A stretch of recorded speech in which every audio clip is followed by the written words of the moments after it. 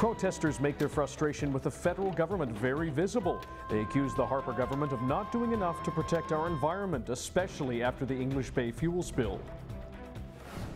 After spilling hundreds of liters of bunker fuel into English Bay, the cargo ship MV Maranatha has been given the all-clear to leave Canadian waters. But many argue the damage it left behind could linger for months or even years here. This afternoon, demonstrators gathered to protest the potential for any future harm to our waterways, from ships to new pipelines to increased tanker traffic.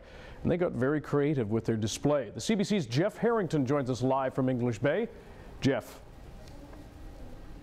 Yeah, that's right, Dan. For the most part, the protesters have left. Just a few of them remain. So people showed up here to Morton Park, Dan, to protest the recent oil spill in English Bay here that happened earlier this month. And you know what? The protesters are blaming the federal Conservatives and Stephen Harper. So they actually had a paper-mache effigy of Stephen Harper. And walk with me for a second here. They brought it to Denman and Davie Street. They took that paper-mache effigy right into that busy intersection, Dan, and they started beating it with sticks. But you know what? A short while ago, the protesters were back here at Morton Park, and they actually lit that effigy on fire. Emergency crews showed up. There were very tense moments just a few moments ago. It was a loud, vocal, no-holds-barred protest. The aim of the anger, clear. The backdrop, English Bay, the scenic spot that has made headlines after many watched on, shocked, angry that a vessel was leaking an estimated 2,700 liters of toxic fuel into the bay. Globs of the bunker fuel washed up on area beaches as far away as 12 kilometers from the source. The federal government had said 80% of the spill had been cleaned up within the first 36 hours, and the Coast Guard said the response was immediate, measured, effective, and it worked. These protesters say otherwise. I think it's yet to be seen whether 80% of the spill was cleaned up. I think they might even be saying 95% now. I'd like to see how those numbers were determined, and I think it might be too early to tell. The cargo ship MV Maranatha has been released by the Canadian Coast Guard, escorted by an environmental response vessel.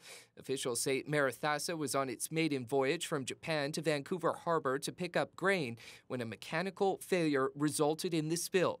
Federal Industry Minister James Moore has said taxpayers will not foot the bill for the cleanup. Moore made it clear those who are responsible will pay. Still, many here say this is an example of what can go wrong. I hope that this catastrophe can wake up the urban center here, which, you know, is a high consumer population of fossil fuels. And it's not just bunker fuel on ships that's causing concerns. Many are worried about the potential expansion of the Trans Mountain pipeline. Kinder Morgan wants to nearly triple the capacity of the existing pipeline between Alberta and the BC coast.